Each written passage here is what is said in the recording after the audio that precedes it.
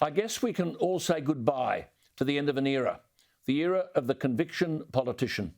Gone are the days where political leaders like John Howard would take on the Maritime Union in what was dubbed the waterfront dispute, or backed a GST when the so-called popular opinion was against him. Same with Bob Hawke and Paul Keating. But the weathervane politician is now a worldwide phenomenon.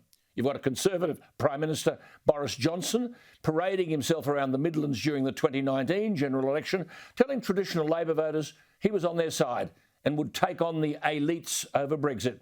The voters believed he had conviction, but now he's reading from the elites' playbook. The battlers who helped him secure the keys to Downing Street are now being sold out on this net zero nonsense, heavily favoured by Johnson's wife. Our government's net zero strategy, announced yesterday, proved that political conviction is absent in Canberra.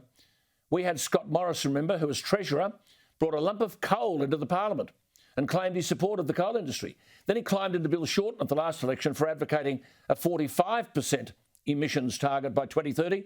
Yet here is the same Scott Morrison declaring that the coalition is on board with 100% emissions reduction by 2050 and that $21 billion of your money will be poured into technologies which have not yet been invented. He then says the net zero plan will be delivered without pain, without high taxes, without job losses, without hurting industry. Nor will coal or gas production be shut down. Yes, Prime Minister, there are also tooth fairies at the bottom of the garden. Then, just when he could really get into the ring and advocate with conviction that nuclear energy is the only realistic way to achieve net zero, he squibs the opportunity, instead saying he knows Labor would run a scare campaign, so therefore he won't touch the debate.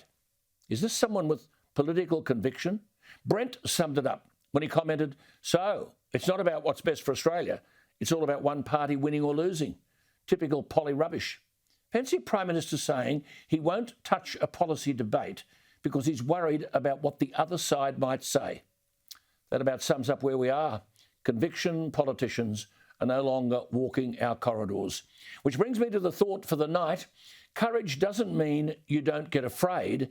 Courage means you don't let fear stop you.